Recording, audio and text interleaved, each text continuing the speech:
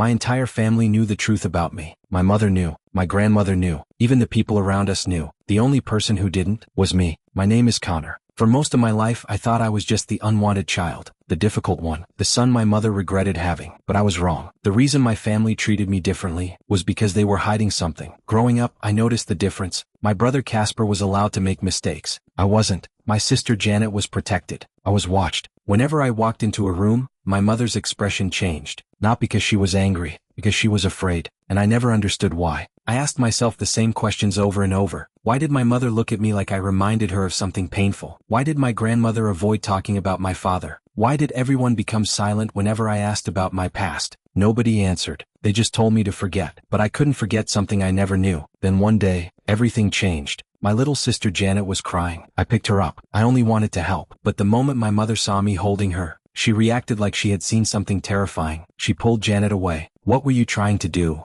I couldn't believe it. I was helping her. But my mother whispered, "You're just like him." Those words stayed in my head. Like him? Who was him? Then she said, "Why didn't you die with that monster?" That was the moment I realized. My family wasn't angry at me because of something I had done. They were angry because of something connected to my birth. Something that happened before I could even remember. I went to my grandmother for answers. I asked her, who was my father? She didn't answer. She just looked at me with sadness. And that silence told me more than any explanation could. There was a story. A painful story. And everyone had agreed to keep it from me. I tried one last time to earn my mother's love. It was her birthday. I saved money. I bought her a cake. I imagined her smiling. I imagined her finally seeing me. Not as a mistake. Not as a reminder. But as her son. But when I walked into the room, her face changed. And I knew. She still wasn't seeing me. She was seeing the past. That night, I made a decision. I would leave. If my existence brought everyone pain, then maybe disappearing was the kindest thing I could do. But before I could go, a patrol officer found me and brought me back home. For 1 second, I thought maybe my mother had been worried. Maybe she finally realized she could lose me. Then she looked at me and said, "Why didn't you just die out there?" That was the moment I stopped searching for love and started searching for the truth, because I finally understood something. My family wasn't hiding my mistakes. They were hiding my history. And the worst part? The person who knew the truth about my past was the same person who had spent years trying to make sure I never discovered it. My mother.